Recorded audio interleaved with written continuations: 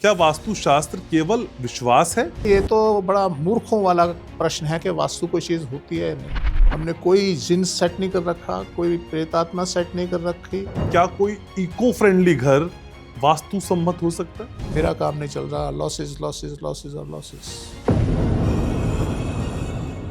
अपने घर में अगर आपने बेसमेंट बना दी, आपका पड़ोसी आपसे नॉर्थ में रहता है, वो खत्म। मतलब बेसमेंट हमारे घर में, नुकसान पड़ोसी को। अगर आपकी बेसमेंट पड़ोसी के नॉर्थ में है, वो माला माल हो जाएगा। बेसमेंट का कॉन्सेप्ट है ना, ये एक दिन इस संसार को ले डूबेगा। कि नासा अपना सैटेलाइट छोड़ते वक्त वास्तु की दिशा देखता हो? कि अगर आपके मकान में आपने गड्ढा बना दिया तो आप उस गड्ढे में जाए बिना रहेंगे नहीं सर। तो राम का वनवास के वास्तु खराब की वजह से? और अगर किसी ने आबाद होना है और वो बर्बाद है, कुछ ना करे, अपना नॉर्थ ईस्ट खोल दे। कैसे पता चलेगा मुझको मेरे घर की दीवार मुझे परेशान कर रही है? फाड़ दे अपने लेंटर को, फाड़ दे अपनी दीवार को, नॉर्थ ईस्ट को। ये ईशान कोड क्या है सर? ये ब्रह्मांड का वाईफाई जोन है? हमको भी रातों रात सोशल मीडिया पे वायरल होना है, कौन सा वास्तु ठीक करना है? ऐसा नहीं सिर्फ साउथ फेसिंग ले लिया, पिटोगे आप। तिजोरी घर में किस दिशा में रखें जिससे पैसों की बरसात हो जाए? अगर आपने कहीं गलती से साउथ में तिजोरी रख दी तो कोई बचाने वाला नहीं मिलेगा। और सिर्फ साउथ में सोएं, अपना सर साउथ में रखें, कोई आपका बेवकूफ़ ना बना पाए। अगर वो जिंदा है और आपसे साउथ में है, 99% आपको देगा। 8 नंबर का घर क्या शुभ होता है? जब हम बात करें 8 नंबर की, तो वो हार्ट तो होता ही है, वो फंसा लेता है। और घर के नीचे बैंक क्या संकेत देता है? कहेंगे जी मंदिर घर के पास नहीं होना चाहिए। क्या इस तरह के घरों को अवॉइड करना चाहिए जहां नीचे दुकानें हो और ऊपर घर हो?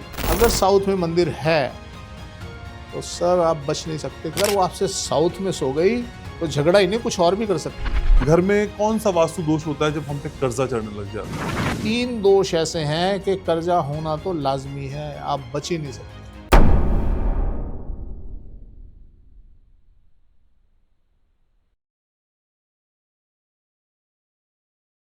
कहिए तो आसमां को जमीन पर उतार लाएं, मुश्किल नहीं है कुछ भी अगर ठान लिया जाए। हमने भी ठानी है एक छोटी सी कोशिश आपके दिल में उतरने की, जो हर शुक्रवार रात को 8 बजे अब हम करने लगे हैं। आपका प्यार भरपूर मिल रहा है, इसके लिए बहुत शुक्रिया। और आप जानते हैं कि आपकी जिंदगी की मुश्किलों में आपका हमसफर हम इस पॉडकास्ट के बनने की कोशिश के जरिए एक नया प्रयास करते हैं, और ये कोशिश हम लगातार यूं ही करते रहेंगे। और हमारी इस कोशिश में साथ निभाते हैं वास्तु ग्लोबल के founder doctor Mahesh Gupta. Doctor Mahesh, स्वागत आपका। सर, हफ्ते दर हफ्ते ही तो बवाल किए हुए हैं आप। सर, कई सारे लोग ये जानना चाह रहे थे, पूछना चाह रहे थे, क्या वास्तुशास्त्र केवल विश्वास है या फिर इसका कोई वैज्ञानिक तर्क भी है? सर कैसे समझाएं, ये एक बहुत बड़ा सवाल है और बड़े सारे लोगों के मन में उठता है। तो इसका अगर हम सिंपल सी भाषा में बोलें तो यस, ये साइंस है। एक विज्ञान की परिभाषा है कि जिसका प्रभाव सब पर समान रूप से हो, जिसका प्रभाव सब पर समान रूप से हो, उस क्रिया को विज्ञान कहते हैं। अब ये वास्तु ऑब्जेक्ट की साइंस है। अब जब ऑब्जेक्ट की साइंस है तो हर ऑब्जेक्ट का असर हर दूसरे ऑब्जेक्ट पर होता है। अब यहाँ तक बता देना कि आपका जन्म कैसे घर में हुआ, आपकी हॉरोस्कोप देख के आपका घर का नक्शा बना देना, आपका घर का नक्शा देख के आपकी हॉरोस्कोप बना देना, ये सब क्या है? क्या ये अपने आप में प्रूव नहीं करते कि ये एक विज्ञान है? हमने कोई जिन सेट नहीं कर रखा, कोई प्रेतात्मा सेट नहीं कर रखी, और कुछ वो क्या बोलते हैं, पिशाचनी है, क्या बोलते हैं, जो भी है, हमने कुछ नहीं सेट कर रखा सर। टोटल साइंस है। इसके कुछ थंब रूल हैं, उनको हम फॉलो करते हैं। तो जो शख्स इस बातों को कहता हो कि जी ये कुछ नहीं है, तो 10 मिनट के लिए सामने बिठा दीजिए। लेकिन सर, साइंस में 2 केमिकल अगर हम मिलाते हैं तो तीसरा केमिकल बनता है या फिर कोई नया रिएक्शन होता है? वास्तु में ऐसा होता है? यस यस, ऐसा ही होता है। मैं बोल रहा हूँ, हर ऑब्जेक्ट का दूसरे ऑब्जेक्ट के साथ जब मिलान होता है तो एक नई स्थिति पैदा हो जाती है। आप एक घर में सोफा खरीद के लाए, आपने सोफा लाके एक जगह पे रख दिया जी। आपने जिस जगह, जिस डायरेक्शन में वो सोफा रखा, आपके बाहर के लोगों के साथ वैसे रिलेशन बनने शुरू हो जाएंगे। अगर आपका सोफ़ा नॉर्थ में रख दिया आपने, तो आप समझ लीजिए कि आपके पाव बारा, आपका जो जितना सामाजिक स्तर है वो बहुत बढ़ जाएगा। लोग आपको अप्रिशिएट करने लगेंगे, आपको चाहने लगेंगे। कहीं आपने साउथ में रख दिया तो लोग आप ही का खाएंगे और आपको गालियां देंगे। तो सर हर ऑब्जेक्ट अपने हिसाब से काम करता है, हर डायरेक्शन अपने हिसाब से काम करती है। और फिर जो ये कहते हैं वास्तु कुछ नहीं होता, ये सब जो आप घड़ी पहन रखी है हम लोगों ने, जो हमारा टाइम का चार्ट है, ये सब वास्तु की वजह से बन रहा है, एस्ट्रोलॉजिकल गणना है ये। इसके पीछे सारा साइंस है, विज्ञान है। वो कैसे कह सकता है जी मैं नहीं मानता? अरे तुम 24 घंटे घड़ी हाथ पे बांध के घूमते हो, साइंस को, ये साइंस है घड़ी, ये विज्ञान है जो टाइम बता रहा है तुम्हें। कितने प्रहर, इतने मिनट, इतने घंटे, ये सब साइंस है, विज्ञान है। इतने दिन, इतने महीने, विज्ञान है, हम उसमें बंधे हुए हैं सब। ठीक है। और बनाने वाले हम हैं। तो ये सारा विज्ञान है। लेकिन सर प्राचीन काल से शुरुआत वास्तु की, जैसा कि आप कई बार पॉडकास्ट में कहते हैं जी। और आज के इस आधुनिक युग में भी सर इसकी एग्जिस्टेंस बढ़ी है या कम हुई है? बढ़ेगी सर, क्यों बढ़ेगी? पहले क्या था, जो पॉपुलेशन थी बहुत कम थी, लैंड हमारे पास बहुत ज़्यादा होती थी और इतना ज़्यादा हमें ध्यान रखने की ज़रूरत नहीं पड़ती थी। आज विदेशों में भी अगर आप देखेंगे, वहाँ पे लैंड बहुत है, पॉपुलेशन कम है, तो लोग दूर दूर रहते हैं, तो अच्छे सुखी संपन्न रहते हैं। हाँ, जिनका बहुत ही ज़्यादा जो गुण वास्तु में चले जाते हैं तो उनके लिए दिक्कतें हो जाती हैं। तो उस टाइम पे बहुत सुकून था। हमने भी अपनी जो बचपन हमने काटा है, बहुत बढ़िया बचपन हमने काटा है, हम बड़े आनंद में रहे। पर जैसे जैसे अब चीज़ें बढ़ती जा रही हैं, अब हम भौतिक वस्तुओं का उत्पादन करते जा रहे हैं, कभी प्लास्टिक आ गया, कभी ये आ गया, कभी वो आ गया, और हम घिरते चले जा रहे हैं। आज तो हमें वास्तु की निहायत ज़रूरत है। उस टाइम पे थी या नहीं थी? जैसा मैंने बताया आपको, आम लोगों को वास्तु का मतलब ही नहीं पता था क्या होता है। ये सिर्फ राजभवनों तक या यज्ञशालाओं तक ही सीमित था।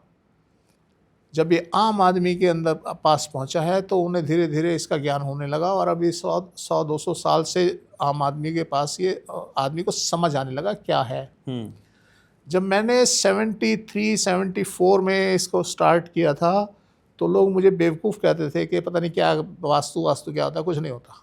तो मुझे बड़ा परिश्रम करना पड़ा उनको समझाने के लिए। और मज़े की बात यह, हमें आज तक समझा रहे हैं हम। आज तक हमें लोगों को कन्विंस करना पड़ता है कि जी वास्तु ये होता है, इससे ये होता है, इससे ये होता है, ऐसे होता है, वैसे होता है। आज भी लोग कहते हैं जी ये क्या होता है, कुछ नहीं होता।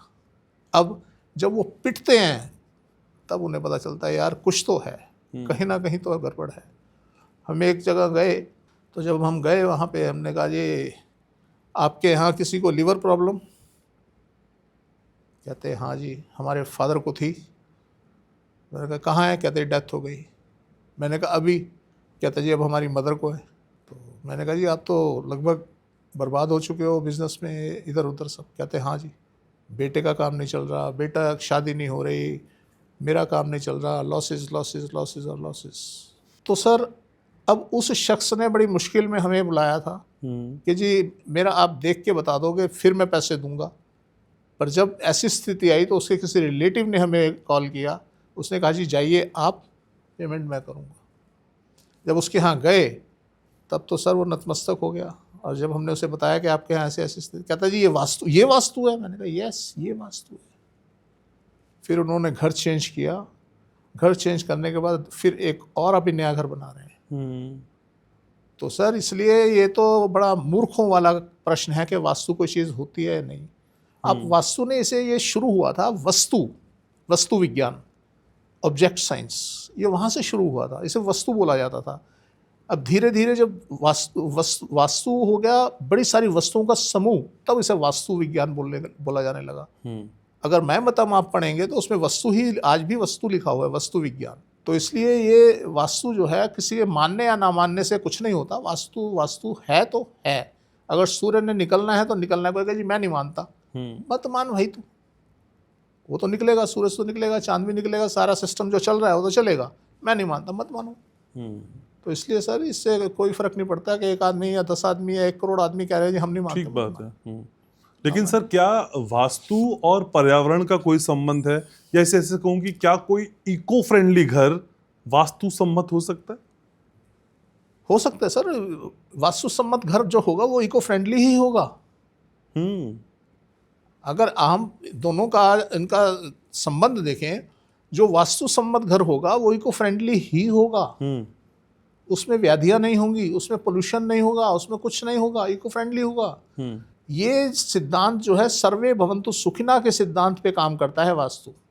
आपने क्या किया, अगर हम बात करते हैं वास्तु सम्मत और आप बात करते हैं पर्यावरण की। पर्यावरण क्या है कि आपकी वजह से, एक ऑब्जेक्ट की वजह से दूसरे को नुकसान होना, ये पर्यावरण है।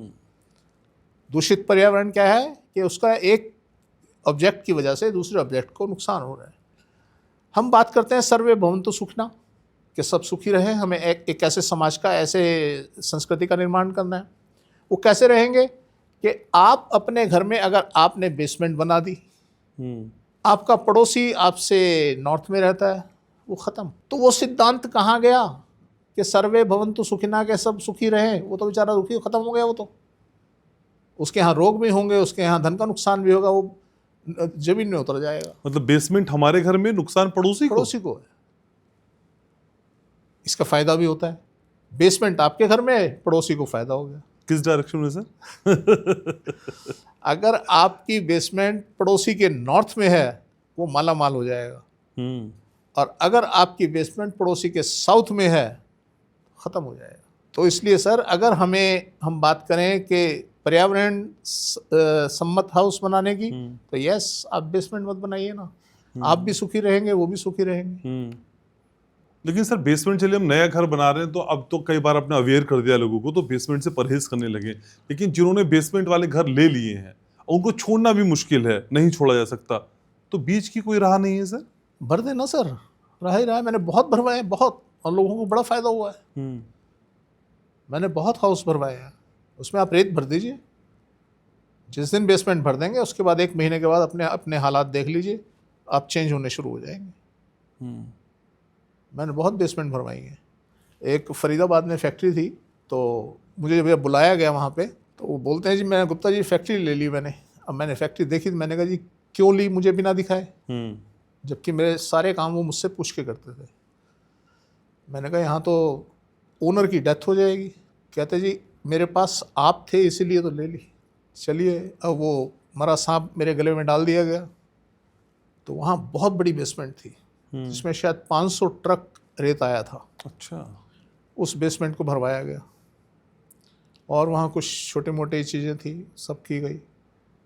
आज वो फैक्ट्री, वो डाइंग की फैक्ट्री थी, कपड़ा फैब्रिक डाइंग की फैक्ट्री थी, और बहुत बढ़िया तरीके से चल रही है।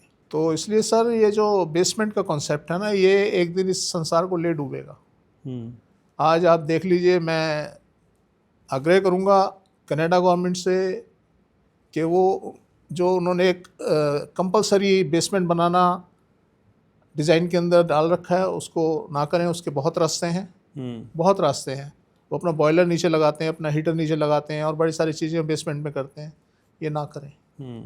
बड़े त्रस्त हैं वहाँ लोग बेसमेंट की वजह से, और ऐसी ऐसी स्थितियाँ देखने को आ रही हैं कि बच्चे उनके काबू से बाहर हो चुके हैं, लोग पागल हो चुके हैं, बुरी हालत हो चुकी है ड्यू टू बेसमेंट। तो मैं उनसे आग्रह करूंगा कि इसका कोई दूसरा रास्ता निकाले।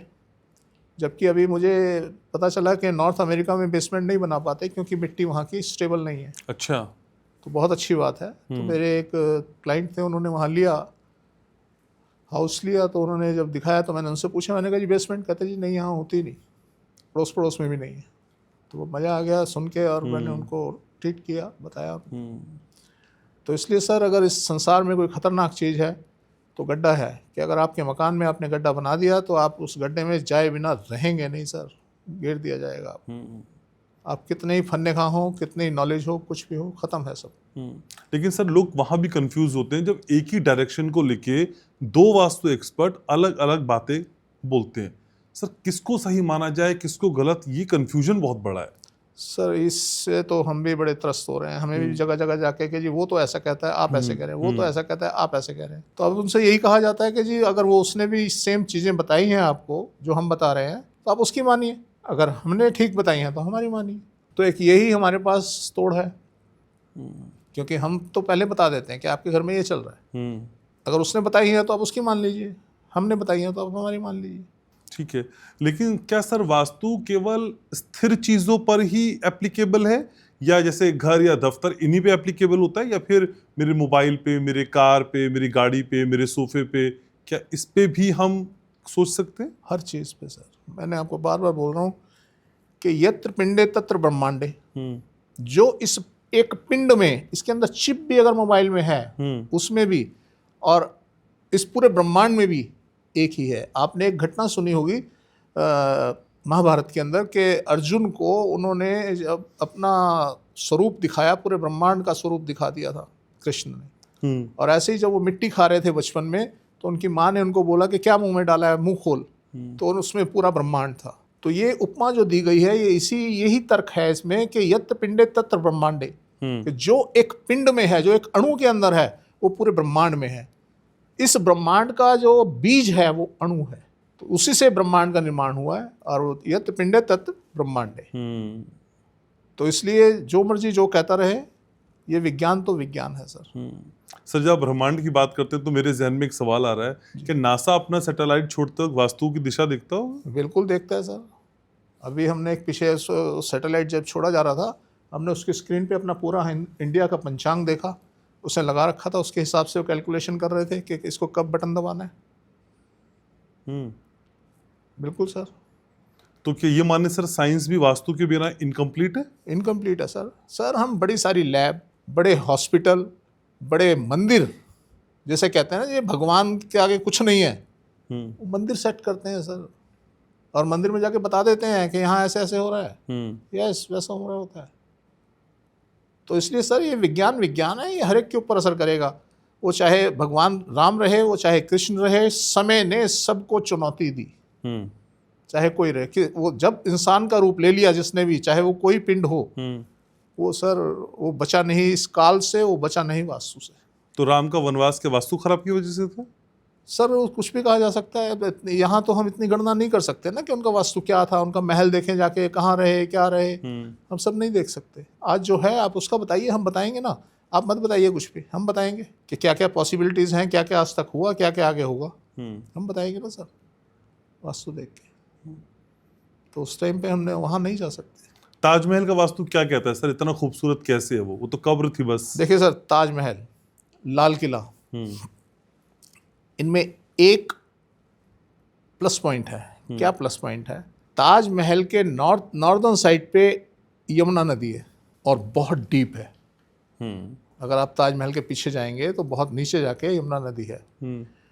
और ऐसे ही रेड फोर्ट के पीछे भी नदी है। पर रेड फोर्ट का इतिहास बड़ा खतरनाक रहा। उसमें अपने बाप को मारा गया, भाइयों को मारा गया, और सारी बड़ी स्थितियां रही। क्यों रही?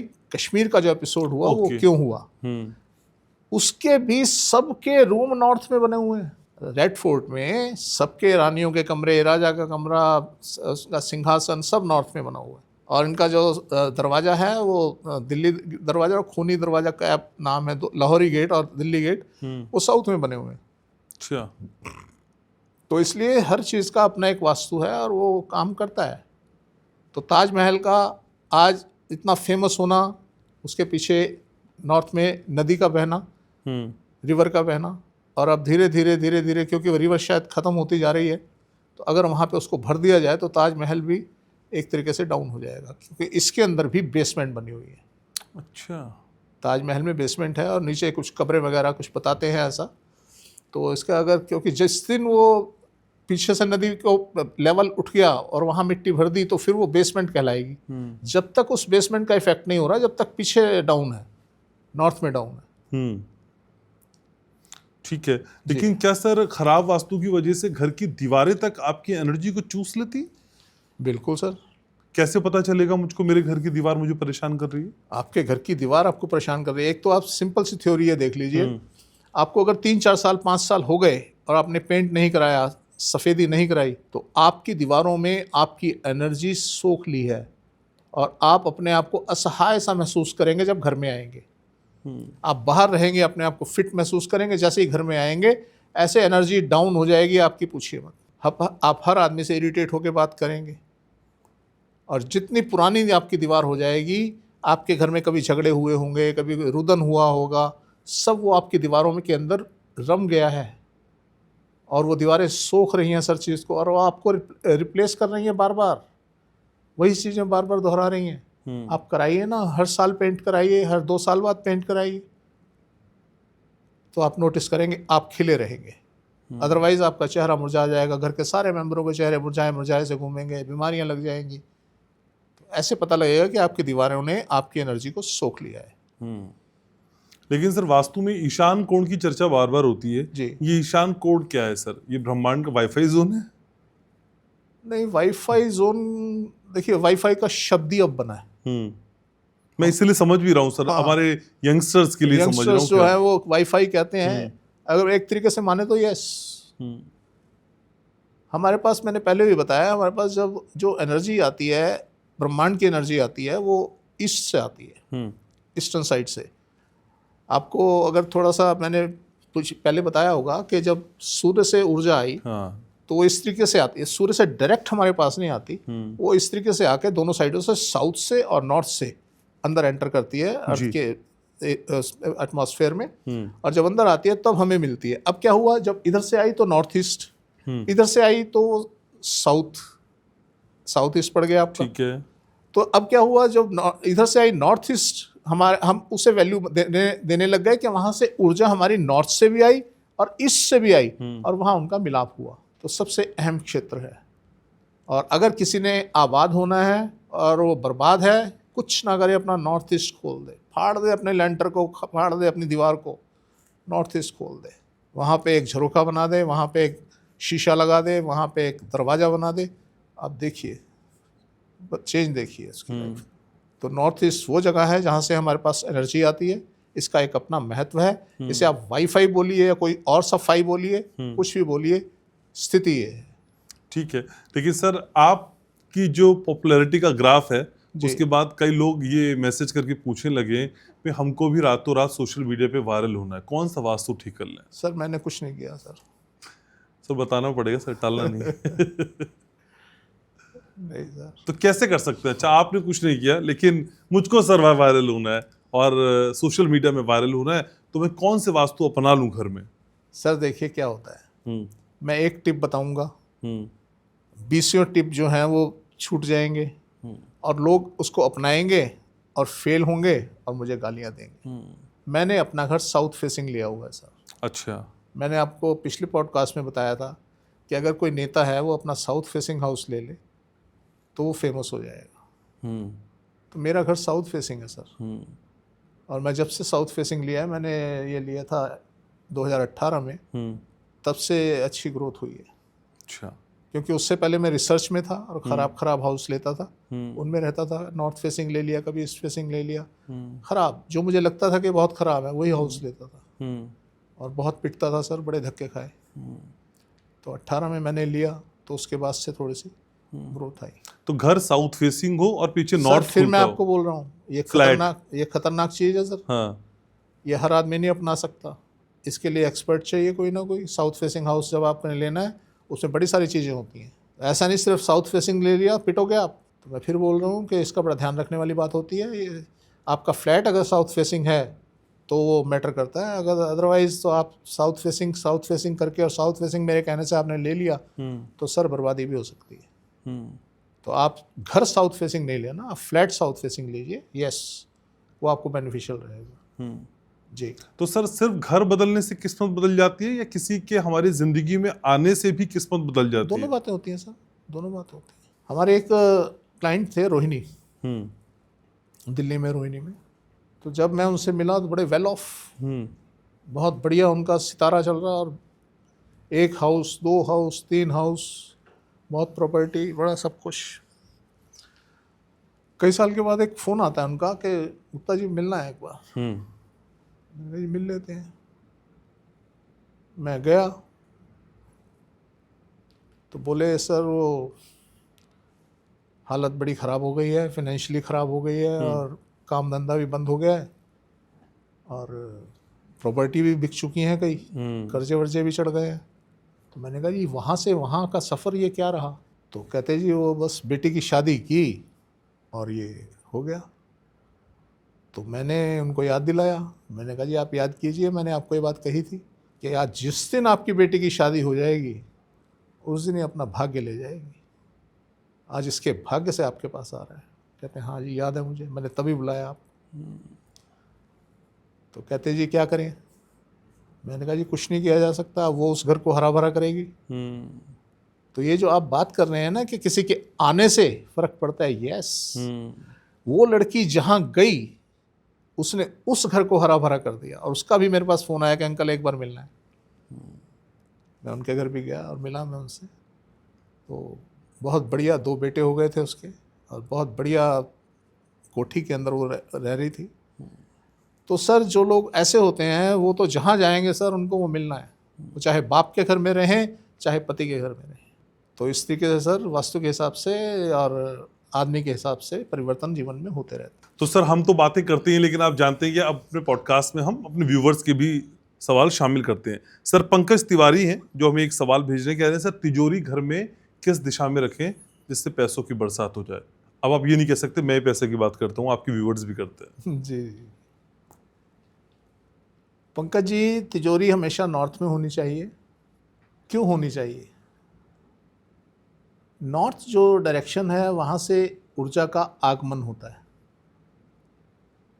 और जैसे टेंडेंसी होती है, हर दिशा की अपनी एक टेंडेंसी होती है। तो नॉर्थ की टेंडेंसी है मल्टीप्लाई करना, ग्रोथ देना। तो सर आप नॉर्थ में अपनी तिजोरी रखिए ना, और उसमें रखिए कुछ धन। आप एक तिजोरी रखिए, छोटी बड़ी कुछ भी, कुछ करेंसी रख दीजिए, कुछ गोल्ड रख दीजिए, कुछ कॉइन रख दीजिए। आप नोटिस करेंगे धीरे धीरे बढ़ने शुरू हो जाएंगे। वो बढ़े या ना बढ़े, आपके पास धन के रास्ते खुलने शुरू हो जाएंगे, मौके मिलेंगे आपको धन के। तो तिजोरी हमेशा नॉर्थ में, अगर नॉर्थ में कोई साधन ना बन पाए, ज़्यादा से ज़्यादा नॉर्थ ईस्ट और ईस्ट में।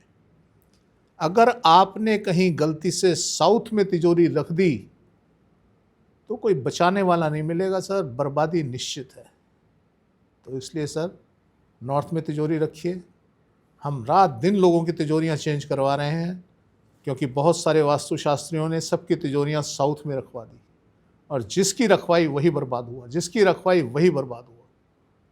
एक शख्स, मेरा आप लोग पॉडकास्ट देख रहे हो, एक शख्स से कह दे कि जी मैंने अपनी तिजोरी साउथ में रखी और मैं माला माल हो गया, सर नहीं मिलेगा। तो सर तिजोरी अपनी आप नॉर्थ में रखिए। ठीक है सर। तो तिजोरी रखनी भी है और भरनी भी है। भरनी भी हाँ है। सर, ये लक्ष्मी आए और हमेशा के लिए रह जाए, ये एक बड़ा कंसर्न लोगों को रहता है। पैसा तो आ जाता है लोग कहते हैं, लेकिन टिकता नहीं है, बड़ा कॉमन समस्या है। सर वो हमेशा की तरह हो जाए। सब मटके वाला उपाय बड़ा हिट हुआ था सर, कोई एक ऐसा उपाय? सर देखिए, अगर आप साउथ में सो रहे हैं आप खर्च नहीं करेंगे। कई बार क्या हुआ, जब हमने स्टार्टिंग काम किया तो लोग हमें कहते थे जी कोई बात नहीं, फीस बाद में दे देंगे, आधी ले जाओ आधी। हम भी सोचते थे चलो यार काम नया नया है, करो। उन्हें आधी बाकी नहीं आती थी। अच्छा। हम क्या करते थे, उसको साउथ में सुला देते थे, और साउथ में सोने के बाद वो ढीठ हो जाता था। अब किसी को नहीं देना मैंने, खर्चे बंद, फालतू देना बंद, लोग उसे चीट करना बंद कर देंगे। तो पैसा तो जाम अपने आप हो गया ना, अपने पास ही रुक गया। जब आप किसी को दोगे नहीं, आज हो क्या रहा है, हम बहुत सारे लोगों से मिलते हैं, अपने आप पैसा उठाएंगे, दूसरे को बुलाएंगे, ले भाई मैंने तेरे साथ पार्टनरशिप करनी है, तू ले जा। और वो लेके बंदा फरार। हमसे कहते हैं जी दिलवा दो, हमने कहा अब नहीं आएंगे, अब तो तेरे भाग्य में जो है वो आएगा। चाहे वो दे जाए चाहे कोई और दे जाए, मिलेगा मुकद्दर, वो मिलेगा, वो गारंटी है। ये गारंटी नहीं है कि पिछला तेरा दिया हुआ, तेरा खराब किया हुआ पैसा मिल जाए, ये कोई गारंटी नहीं। तो इसलिए आप सिर्फ और सिर्फ साउथ में सोएं, अपना सर साउथ में रखें, कोई आपका बेवकूफ़ ना बना पाए, आप जरूर पैसे को रोक पाएंगे। और सर इसी से कंसर्न, अगर पैतृक संपत्ति कोई अटकी हुई है जिसकी लालसा बहुत दिन से है, फिर जिसकी ज़रूरत आपको बहुत दिन से है, वो आपको मिल जाए, कई बार उसे लेना निकलवाना बड़ा मुश्किल हो जाता है। यहाँ 2 चीज़ें हैं।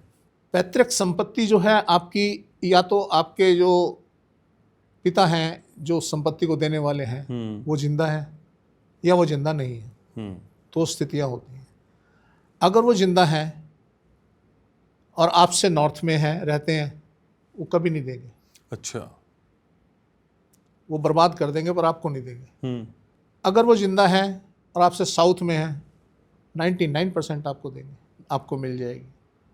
अब इसके लिए क्या करना है, अगर वो आपसे नॉर्थ में है तो आप अपने घर में कम से कम नॉर्थ में सोने लगो। अगर लेडीज़ हैं, हम्म जेंट्स हैं तो वेस्ट में सोने लगे, साउथ छोड़ दें। साउथ थोड़ा हार्ड जोन होता है, आदमी की एनर्जी को हार्ड कर देता है और दूसरे लोग पसंद नहीं करते।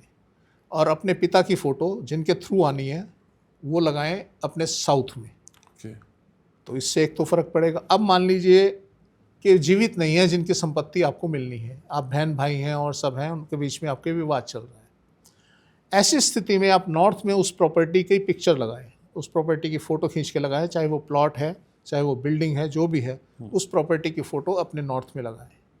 और अगर आपका नॉर्थ ओपन है, खुला है, तो आप समझ लीजिए आपका काम 99% हो गया, अच्छा आपको उसका हिस्सा मिलेगा ही मिलेगा। तो इस तरीके से ये कुछ थोड़े से उपाय हैं जो करने से आपको फ़ायदा मिल सकता है। ठीक है सर, व्यूवर्स के सवाल भी शामिल करते हैं सर। माधव केशव का सवाल आया है, कह रहे हैं कि मेरे ससुराल में मेरे घर का नंबर 8 है, 8 नंबर का घर क्या शुभ होता है? अगर आपके ससुराल में आपके फादर इन लॉ की डेट ऑफ बर्थ 8 है तो शुभ है। ओके आपके मदर इन लॉ की डेट ऑफ बर्थ 8 है, शुभ है। अगर बच्चों की किसी की डेट ऑफ बर्थ 8 है तो थोड़ा सा कम प्रभाव पड़ता है। और अदरवाइज हम बात करें 8 नंबर की, तो वो हार्ड तो होता ही है, वो फंसा लेता है और घर से निकलने नहीं देता, तो ये फ़र्क ज़रूर पड़ता है। पर अगर आपका 8 नंबर है तो डेफिनेटली आपको फ़ायदा पहुंचाएगा।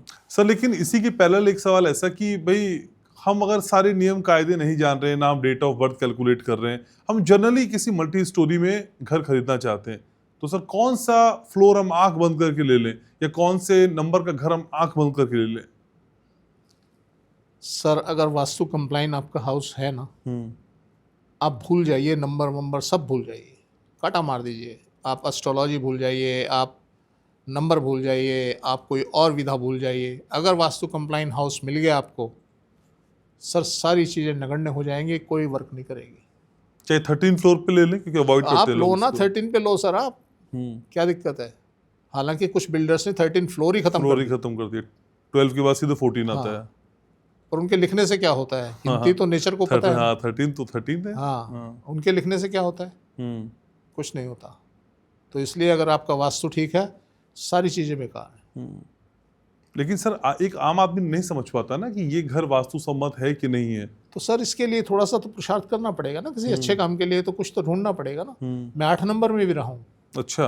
हाँ जी, मैं 8 नंबर में रहा हूँ, मैं 6 नंबर में रहा हूँ। मैंने हर नंबर के हाउस देखे हैं, मुझे कोई इफेक्ट नहीं मिला। हाँ, वास्तु का असर तो इमीडिएटली आता है सर, इमीडिएटली। तो इसलिए जो है, अगर वास्तु ठीक है तो ये नंबर सब धरे रह जाएंगे जी। लेकिन सर बेसिक 2-3 चीजें तो आप समझा ही सकते हैं ना कि ये चीजें जाके देख लो, ये ठीक ठीक रहे तो ओके है। सर मैंने बताया कि अगर फ्लैट में आप ले रहे हैं, फ्लैट ले रहे हैं मल्टी स्टोरी में, आप जाइए ना साउथ फेसिंग हाउस ले लीजिए। एक रूम, बेडरूम के डोर के पास एक बेडरूम जरूर होना चाहिए। अच्छा, आप ले लीजिए साउथ फेसिंग, आप देखिए तमाशा। और अगर आप नॉर्मल हाउस देख रहे हैं तो उसमें आपके रोड साइड पे नॉर्थ में बालकनी जरूर होनी चाहिए।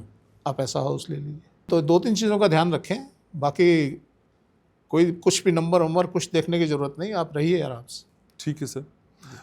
राशिद का मैसेज आया है सर। राशिद कह रहे हैं कि हमारे फ्लैट के नीचे बैंक है और सब कहते हैं कि वो अच्छा है, लेकिन हमारे घर में अच्छा कुछ नहीं हो रहा है। पश्चिमी दिशा की ओर दरवाज़ा है, उत्तर में खिड़की है, घर के नीचे बैंक, क्या संकेत देता है? सर ये स्थितियां ऐसी नहीं होती कि इस तरीके से कुछ इसकी प्रिडिक्शन कर दी जाए, क्योंकि घर के नीचे बैंक होना सिर्फ इतना ही नहीं होता, अड़ोस पड़ोस साइडें देखी जाती हैं। जैसे मैंने बताया 4 चीज़ें होती हैं, लैंड, स्ट्रक्चर, इंटरनल सेटिंग और सराउंडिंग्स। तो बड़ी सारी चीज़ें देखनी पड़ती हैं। अब बैंक है, बैंक के नीचे बेसमेंट है नहीं है, उसके ऊपर क्या है, साइड पे क्या है, पीछे क्या है, आपका अंदर का इंटीरियर क्या है, आपका सेटअप कैसा है, वो सारी चीज़ें डिपेंड करती हैं। पर ये एक वजह हो सकती है कि परेशानी की? नहीं, ये कोई वजह नहीं है। ये परेशानी की कोई वजह नहीं है कि नीचे बैंक है। पर ऑलमोस्ट सर बैंक बेसमेंट में भी होते हैं। हाँ, तो क्या पता परेशानी बेसमेंट की वजह से हो रही हो। वही ना, पूरी बात तो वो लिखी नहीं हुई। अगर पूरा कुछ बताएं तभी आगे कुछ सोचा जाए। जी। ठीक है सर, लेकिन क्या सर उन घरों में दिक्कत होती है? कई बार हम देखते हैं कि ऊपर लोग रहते हैं और नीचे मार्केट एरिया होता है, अलग अलग दुकानें होती हैं, खाने की, कोई गिफ्ट की, कपड़ों की। क्या इस तरह के घरों को अवॉइड करना चाहिए जहां नीचे दुकानें हो और ऊपर घर हो? देखिए, कई बार ना हम मंदिर की बात करते हैं कि जी मंदिर घर के पास नहीं होना चाहिए। तो उसके अंदर एक रीज़न ये होता है कि मंदिर में क्या होता है, भीड़ भाड़ होती है, आपकी प्रिवेसी डिस्टर्ब होती है, आपकी शांति भंग होती है। तो एक ऐसी अवस्थाएं तो हैं। दूसरी अवस्था होती है कि जी मंदिर कितनी दूर है आपके घर से, वो वास्तु का एक नियम है। तो इसी तरीके से अगर ऐसी जगह पे आप ले रहे हैं जहाँ भीड़ भाड़ बहुत रहती है नीचे, तो आपकी ऑब्वियसली आपकी शांति भंग होगी, आप डिस्टर्ब होंगे। तो इसलिए ऐसा कोई सूत्र नहीं है कि जी नीचे अगर आपके मार्केट है और आप ऊपर रह रहे हैं वो ख़राब है, अच्छी है, अच्छी भी हो सकती है। आजकल जो नई मार्केटें बन रही हैं, जो मॉल बन रहे हैं, मॉल में ऊपर रेजिडेंस है, नीचे मॉल बने हुए हैं, बहुत बढ़िया है, क्योंकि वहाँ इतनी खचड़ पचड़ नहीं होती, इतना रश नहीं होता, वहाँ मॉल पैक होते हैं। वास्तु के लिहाज से ओके है सर? ओके है जी। और उसमें बल्कि उनको करना ये चाहिए कि नीचे एक अपनी दुकान लें, अपनी शॉप लें और उसको रन करें, तो उन्हें बेनिफिट मिलेगा इस बात। ओके। लेकिन सर मंदिर की बात आपने की, मैं वो सवाल पूछना भी चाहता था। अगर घर के आगे बालकनी साइड में सामने मंदिर दिखता हो तो वो घर ठीक होता है सर? देखिए सर, मैंने अभी आपको बताया कि एक तो सबसे बड़ी बात ये होती है कि वहाँ भीड़ भाड़ बड़ी रहती है, मंदिर में आने जाने वालों की भीड़ रहती है। दूसरा, मंदिर में घंटी बजना, शोर होना, ये सब चीज़ें थोड़ी सी डिस्टर्ब करती हैं। और तीसरा जो है, मंदिर की अगर दूरी इतनी होनी चाहिए कि उतना ऊंचा जितना मंदिर है उसकी परछाई आपके घर पे ना पड़े, तो आपका घर ठीक है। अच्छा। अगर उसकी परछाई आपके घर पे पड़ रही है, परछाई घर पे पड़ने का मतलब समझिए, आपके घर पे मंदिर की परछाई तब पड़ेगी जब वो साउथ ईस्ट में होगा या साउथ में होगा। अगर साउथ में मंदिर है तो सर आप बच नहीं सकते किसी भी तरीके से। आप उस मंदिर में जाएंगे भी, पूजा भी करेंगे और आप त्रास भी ले लेंगे, आप सॉफ्ट हो जाएंगे, काइंड हार्टेड हो जाएंगे, लोग आपको लूटना शुरू कर देंगे। तो आपकी ऐसी नियति हो जाएगी और आप तमाम इन चक्रों में पड़ जाएंगे। तो इसलिए इस तरीके से जो है, अगर साउथ में आपके आसपास मंदिर है, आप कभी उस मंदिर में ना जाएं। क्या? लेकिन सर अगर उस मंदिर से ऊपरी वाली फ्लोर पे हमको घर मिल रहा है तो फिर घर लिया जा सकता है, जहाँ मंदिर का रिफ्लेक्शन आप पे नहीं आएगा, कोई भी डायरेक्शन पर कोई भी आपको हो। सर चढ़ने के लिए तो आपको नीचे से ही चढ़ना पड़ेगा, आसमान से हेलीकॉप्टर से तो जाएंगे नहीं आप। जब आप नीचे से जाएंगे तो अल्टीमेटली आपका दरवाजा नीचे आ गया ना, मेन गेट। ओके। तो आपके साउथ में मंदिर नहीं चाहिए, साउथ वेस्ट में मंदिर नहीं चाहिए। कई व्यूवर्स ये सवाल पूछना चाहते हैं, व्यूअर का सवाल भी आया है, लकी नाम है इनका, कह रहे हैं कि घर में कौन सा वास्तु दोष होता है जब हम पे कर्जा चढ़ने लग जाता है? सर सबसे पहला दोष तो यही होता है, आपके साउथ में तिजोरी, स्टोर, अलमारी, सबसे पहला दोष ये है। ये कर्जा चढ़ाए बिना मानेंगे नहीं। और उसके बाद साउथ में आपका नाश होना, दूसरा, और तीसरा नॉर्थ बंद होना। तो ये 3 दोष ऐसे हैं कि कर्जा होना तो लाजमी है, आप बच ही नहीं सकते। और कर्जे को दूर करना हो तो फिर वास्तु कैसे दुरुस्त करें सर? इनको हटा दीजिए, चीज़ें इनको रेक्टिफाई कीजिए। अलमारी साउथ में नहीं होनी चाहिए, मत रखिए। आप साउथ में सोइए, नॉर्थ खोल दीजिए, कर्जा उतर जाएगा। लेकिन सर कई पेरेंट्स की ये भी चिंता होती है कि भाई बेटा हो चाहे बेटी हो, शादी उनकी हो नहीं रही है, कई रिश्ते आते हैं लेकिन टूट जाते हैं, ये रिश्ते आए और बन जाएं, कुछ हो सकता है सर वास्तु में? सर पेरेंट्स को सबसे पहले तो मैंने बार बार मैं बोलता हूँ कि बच्चों के लिए पेरेंट्स को साउथ में सोना चाहिए। अगर वो साउथ में हैं तो ये स्थिति बहुत कम आएगी, क्योंकि उनके अंदर वो एनर्जी होगी कि बच्चों का सुख देखने का सुख उनके पास आएगा। अच्छा। अगर वो वहाँ नहीं है तो सभी सुख उनके पास नहीं आ रहे, और सभी सुख में एक सुख जो होता है औलाद को सुखी देखने का सुख, वो भी नहीं आ रहा। तो ये स्थितियाँ पैदा हो जाएंगी। तो सर कौन से उपाय वो घर में कर सकते हैं जिससे बच्चों की शादी हो जाए? ये तो एक तो बताया आपने, लेकिन बच्चों की दिशा में भी कोई परिवर्तन करें? फिर बच्चे जहाँ मर्जी सोएं ना सर, अगर वो साउथ में सो रहे हैं तो बच्चे उनसे हटके सोएं, उस कमरे में ना सोएं, बस बाकी तो अपने आप हो जाएगा काम, जहाँ मर्जी सोएं। ठीक है। लेकिन सर बच्चों के फ्यूचर को लेके, भविष्य को लेके पेरेंट्स कई बार बहुत सारी चीज़ें सोचते हैं, लेकिन वो सोचने से पहले क्या उनकी कुंडली का एक एनालिसिस कर लिया जाए या वास्तु के हिसाब से मिक्स एंड मैच कर लिया जाए कि भाई हम बनाना इसे इंजीनियर चाहते हैं, ये बन भी पाएगा या नहीं, ये तो डॉक्टर बन सकता है। तो क्या इस तरह का पूर्वानुमान हम लगा सकते हैं? यस यस, होना भी चाहिए कि पहले उसकी एनर्जी को तो परखो, वो क्या बन सकता है, उसकी ऊंचाई कहाँ तक है, वो कितनी दौड़ लगा सकता है। आपने ले ली मारुति 800 और आप मुकाबला कर रहे हैं मर्सिडीज़ का, तो कैसे चलेगा सर? तो आप पहले अपनी एनर्जी को, बच्चे की एनर्जी को जानिए, उसके हिसाब से उसको सेट कीजिए। प्रेशर कभी मत बनाइए बच्चों पे, कभी मत बनाइए। बच्चे शुरू में हमें लगते हैं कि वो ऐसे ही हैं, कमज़ोर हैं, कुछ हैं, पर जब वो निखर के बाहर आते हैं ना, जब उनकी काबिलियत नज़र आने शुरू होती है, तो वो कहीं के कहीं पहुंचते हैं। तो मैंने अपने जीवन में यही देखा है कि हम किसी को, आकलन जो है हमें कम नहीं करना चाहिए किसी का, पता नहीं है कब का क्या बन जाए। तो इसलिए आप बच्चों पे प्रेशर मत बनाइए। और आप नोटिस करेंगे जिन बच्चों पे प्रेशर नहीं था, आज जीवन में वो कहीं के कहीं पहुंचे हुए हैं। जिन पे प्रेशर था वो प्रेशर में ही जी रहे हैं। हालांकि आज बच्चे ऐसी स्थिति में हैं, वो खुद प्रेशर लेते हैं, हमें पढ़ना है, मैं इसी पे आ रहा था। हाँ, हमें पढ़ना है जी, हमें पढ़ना है जी। वो 24-24 घंटे पढ़ रहे हैं, बुक्स खोल के बैठे हैं। तो मैंने एक दो से बात की, मैंने कहा बेटा क्या पोजीशन? कहता अंकल समझ ही नहीं आता कुछ, किताबें पढ़ता रहता हूँ। मैंने कहा बेटा खेला कर, 1 घंटा खेलने का बांध ले, जब खेलेगा एनर्जी रिचार्ज होगी ना तेरी, तब समझ आएगा। और वो करने लगा। कुछ दिन बाद उसके फादर ने कहा, कहता जी अब ये हंसता रहता है, पहले हंसता नहीं था, अब ये हंसता है, पढ़ता है और इसे याद रहता है। कहता इसमें चेंज आ गया। सर देखिए कितना समय बदल गया। आप कह रहे हैं 1 घंटा खेलने का बांध ले, और हम जब बच्चे थे, मैं जब बच्चा था, तब हमारे 1 घंटा पढ़ने का होता था। तो पेरेंट्स कहते थे खेलता ही रहता है, 1 घंटा पढ़ भी लिया कर। और वो कैसा 1 घंटा निकलता था सर, मतलब सोचिए, मतलब दुनिया जहान की सारी मुसीबत। सर आप तो फिर भी लेट आए स्टेज पे, हम तो उससे बहुत अर्ली स्टेज में हैं कि हम तो पढ़ने वढ़ने का तो हम मतलब सिस्टम ही नहीं था कोई कि जी पढ़ना भी है।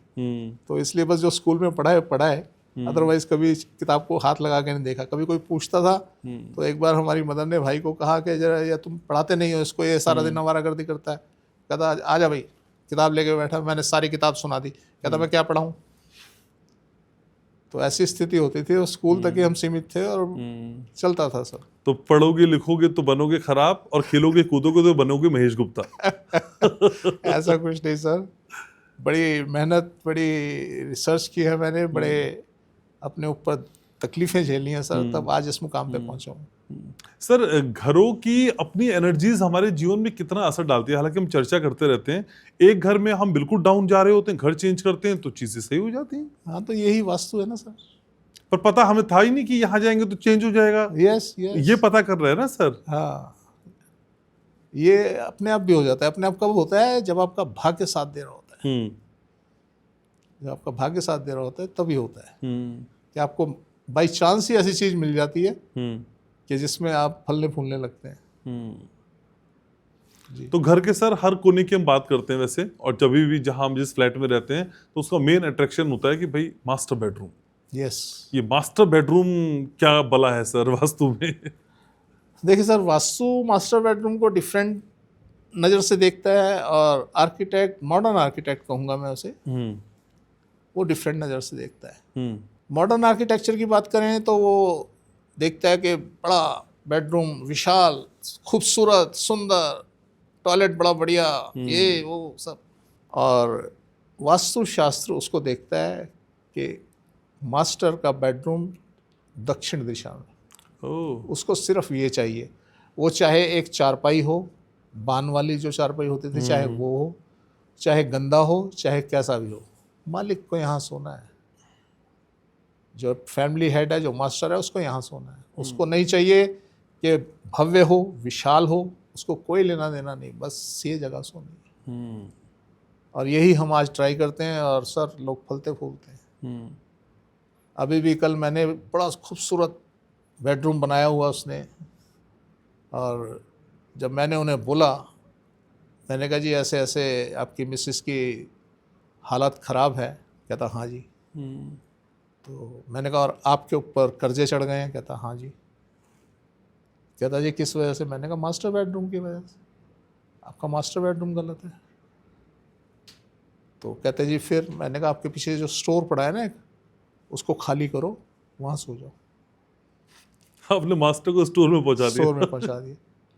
तो सर उन्हें भी बड़ा अजीब सा लगा। हम्म कहते जी नहीं, आप जो कह रहे हो करेंगे। हम्म तो शायद उन्होंने आज वो चेंज करेंगे। हम्म तो देखते हैं क्या रिजल्ट आएगा। रिजल्ट सर डेफिनेट है, डेफिनेट। मतलब इफ बट तो कोई है ही नहीं कि रिजल्ट ना आए, पॉसिबल ही नहीं। रिजल्ट आएंगे। लेकिन सर कितनी टफ कंपटीशन से खुद महेश गुप्ता को भी गुजरना पड़ता है, जब लोगों को रिजल्ट भी देना है, समझाना भी है और ये भी बताना है कि भाई दूसरा वाला वास्तु जो कर रहा है वो आपको ठग रहा है। सर इतनी सारी चुनौती कैसे मैनेज करते हैं? सर मैं नहीं बता सकता। मुझे कुछ लोगों के साथ, मैं अपने व्यूवर्स को, अपने क्लाइंट्स को ये भी कहूँगा कि मुझे आप लोगों का साथ चाहिए। मुझे कई बार, वैसे मेरा टाइम 1 घंटे का होता है, 1 घंटे सवा घंटे में मैं एक मीटिंग को कंप्लीट कर लेता हूँ। कई बार मुझे 2-2 दिन, 3-3 दिन, 4-4 दिन लग जाते हैं। कुछ कॉम्प्लिकेटेड केस आ जाते हैं जिनको पहले समझना होता है। मुझे बताने में तो सिर्फ आधा घंटा चाहिए, 15 मिनट चाहिए आपको बताने में। मुझे उसे समझने में टाइम लगता है। जब तक मैं चीज़ को समझता नहीं, उसके बारे में मैं कुछ नहीं बोल सकता। तो मुझे समझना बड़ा ज़रूरी होता है। तो आप लोग मुझे प्लीज़, मुझे मेरा साथ दें, मुझे समझाने की कोशिश करें, मुझे जो चाहिए वो मुझे दें।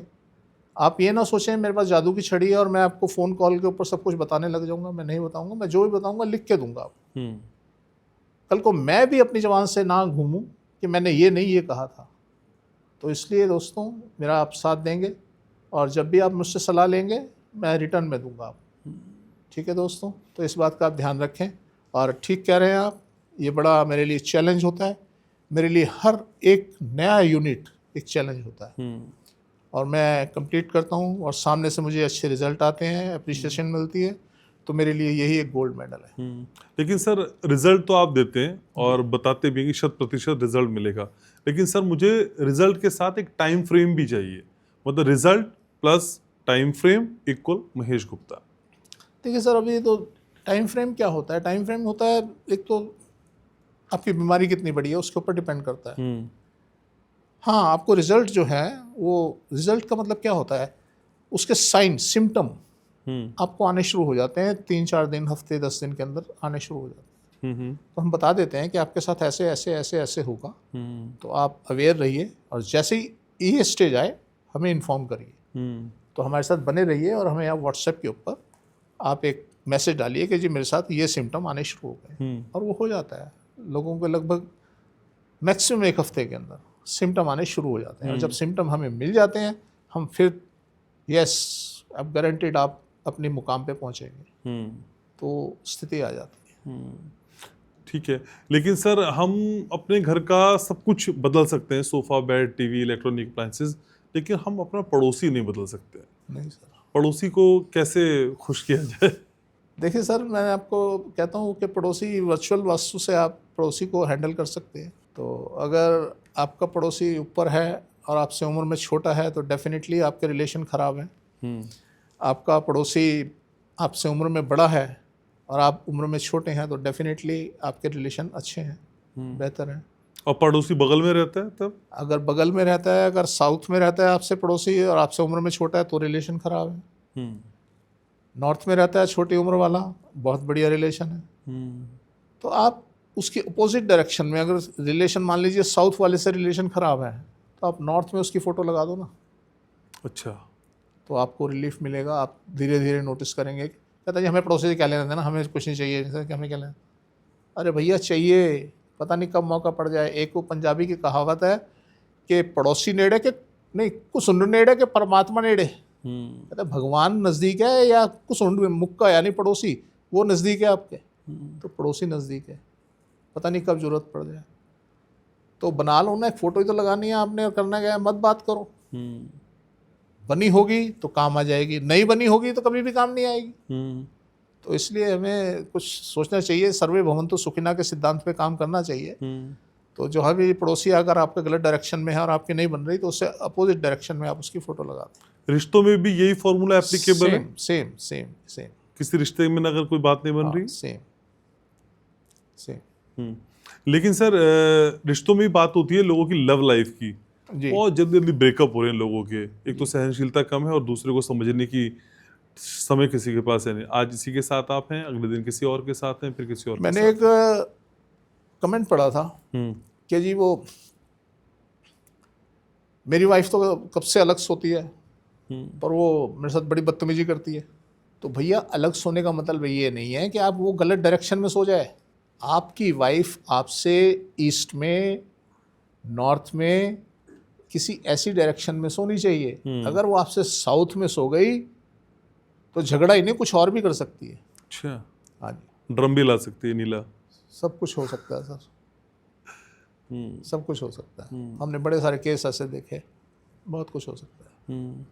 तो इसलिए वाइफ को हमेशा अपने से ईस्ट में या नॉर्थ के साइड सेम कमरे में बना लीजिए। 2 बेड बनाइए, एक पे आप सोइए, एक पे वाइफ सोए। आपको तभी फर्क महसूस हो जाएगा। जो एक पलंग पे एक कमरे में सोते हैं उनके साथ दिक्कतें होती हैं। रोज केस आते हैं, रोज। सर एक टिप आपने पॉडकास्ट में दे दी कि घर जब भी जाएं तो सब्जी ले जाएं या फल ले जाएं तो उनकी एनर्जीज प्रोस्पेरिटी की तरफ बढ़ाती हैं। Yes. सर ऐसी कोई और टिप आज दीजिए ना, क्या एक ले चीज़ जाएं? और देखिए, हम बड़ी बातें करते हैं आस्था की, भगवान की, इसकी उसकी, बड़ी सारी बातें करते हैं। जब आप घर जाते हैं ना, आप एक चीज़ नोटिस करना, आपके बच्चे, आपके मिसेज आपके ना हाथों की तरफ देखते हैं कि क्या लेके आए हैं। और अगर आप उनके कुछ खाने के लिए, उनको गिफ्ट टाइप कोई ऐसी आइटम या कोई घर के सामान कुछ लेके जाएंगे ना, तो उत्साह ही कुछ और होगा। ये तो थी हमारी फिजिबिलिटी। अब अगर आप ये सब चीज़ें जैसे शाम के टाइम अपने घर गए और आप सब लेके जा रहे हैं, तो आपके साथ बड़ी सारी एनर्जीज, आपके जो एटम्स आपके बॉडी में साथ चिपके दिन भर, वो आपके साथ चल रहे हैं। अब आप ये फ्रूट्स वगैरह या कुछ सब्जी वगैरह, अपने ग्रीन सब्जी, फ्रूट्स लेके आप अंदर जा रहे हैं, तो होगा क्या, जो पॉजिटिविटी है वो भी आपके साथ आपके घर में चली जाएगी। ओके। दूसरी स्थिति यहाँ क्या आती है कि आप अंदर गए, आपने कपड़े उतारे और कहीं अपने बेडरूम में टांग दिए। तो कोशिश करें एक ऐसा रूम बनाएं। फॉरेन कंट्री में एक नुक जगह होती है, जब आप घर में एंटर करते हैं तो वहाँ कोट वगैरह टांगने की एक जगह बना रखी होती है। जब आप जाएं, अपनी स्टिक, अम्ब्रेला, कोट, ये आप वहाँ पे टांग दें, तो उसे नुक बोला जाता है। एंट्रेंस के ऊपर एक अलमारी टाइप बना होता है। तो एक ऐसी जगह अपनी एंट्रेंस पे ज़रूर बनाएं जिसके अंदर बाहर से आके आप अपने जूते, चप्पल, कपड़े और इस तरीके की चीज़ें, आपके हाथ में जो बैग वैग होते हैं, वो वहाँ कुछ देर के लिए रख दें। उसके बाद घर में एंटर करें, तब तक उसकी नेगेटिविटी निकल जाएगी। और हफ्ते में एक बार उसको खाली करके उसके अंदर कोई मॉस्किटो स्प्रे या कोई इस तरीके का स्प्रे उसमें वो आप ज़रूर करें। तो उससे जो नेगेटिविटी घर में आती है आपके साथ, वो कम हो जाएगी, बंद हो जाएगी। और फ्रूट्स वगैरह लाएंगे तो वो पॉजिटिविटी आ जाएगी। ओके जी। तो सर इतने सारे उपाय आप बताते हैं, एक उपाय मैं बताऊं? जी। अगर सारे उपायों से कोई काम नहीं चल रहा है तो फ्राइडे को 8 बजे बस हमारे साथ जुड़ जाइए। फ्री का उपाय है, बढ़िया उपाय है और बार बार आप देख सकते हैं। जी। ठीक है सर, तो अगली मुलाकात जी, शुक्रवार शाम 8 बजे। जरूर। बहुत शुक्रिया सर आपका। Thank you. तो आपसे मिलने मिलाने का ये दौर यूं ही चलता रहेगा और आप लगातार अपने कमेंट्स के जरिए बताते रहेंगे हमको कि हम कैसा काम कर रहे हैं। और आप हमसे कुछ और अगर जानना चाहते हैं तो फिर जरूर बताइएगा। और आप जानते हैं कि अब हम अपने पॉडकास्ट में आपके नाम के साथ आपके सवालों को शुमार करते हैं और कोशिश करिए कि नाम के साथ अगर आप अपनी जगह लिख दें तो वो आसानी से सवाल हम और समझ पाएंगे। वादा है हम हमेशा आपके साथ रहेंगे। वादा आपको भी करना है कि ये साथ दूर तलक निभाना है। याद रखिएगा, मैं आपसे बहुत प्यार करता हूँ। नमस्कार।